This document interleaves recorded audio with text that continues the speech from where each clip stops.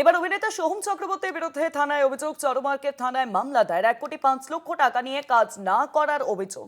প্রযোজকের অভিযোগে বিপাকে সোহম চক্রবর্তী। টাকার বিনিময়ে চুক্তিভঙ্গের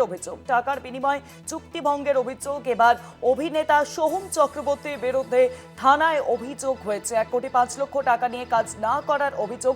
চরমার্কেট থানায় মামলা দায়ের। অভিনেতা সোহম চক্রবর্তীর বিরুদ্ধে থানায় অভিযোগ, চরমার্কেট থানায় মামলা দায়ের। 1,05,00,000 টাকা নিয়ে কাজ না করার অভিযোগ তার বিরুদ্ধে। প্রযোজকের অভিযোগে বিপাকে সোহম চক্রবর্তী। টাকার বিনিময়ে চুক্তিভঙ্গের অভিযোগ। সোহম চক্রবর্তীর বিরুদ্ধে এবার চরমার্কেট থানায় অভিযোগ দায়ের। জানবো এই বিষয়ে ফোন লাইনের সঙ্গে রয়েছেন প্রতিনিধি পারমিতা আচার্য। পারমিতা, অভিনেতা সোহম চক্রবর্তীর বিরুদ্ধে বা চরমার্কেট থানায় মামলা দায়ের।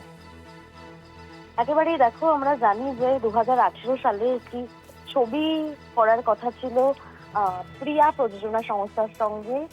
সেই মতো সোহম চক্রবর্তী অগ্রিম 1,05,00,000 টাকা নিয়েছিলেন সেই প্রযোজকের কাছ থেকে, কিন্তু বিভিন্ন কারণে সেই ছবিটি আর করতে পারেনি সোহম চক্রবর্তী। এর আগে আমরা দেখেছিলাম সোহম চক্রবর্তী সাংবাদিকদের মুখোমুখি হয়ে জানিয়েছিলেন যে সেই প্রযোজক সোহম চক্রবর্তীকে প্রাণে মেরে ফেলার হুমকি দিচ্ছেন। তবে আজ যেটা খবর, সোহম চক্রবর্তীর বিরুদ্ধে চারুমার্কেট থানায় সেই প্রযোজক একাধিক জামিন অযোগ্য ধারায় মামলা দায়ের করেছেন। তবে এই মুহূর্তে সোহম চক্রবর্তীর সঙ্গে এ বিষয়ে যোগাযোগ করার চেষ্টা করেছিলাম আমরা, কিন্তু তার সঙ্গে যোগাযোগ করা যায়নি। আদৌ তিনি থানায় যাবেন কিনা, কবে যাবেন সে বিষয়ে এখনো কিন্তু কিছু স্পষ্ট জানা যায়নি।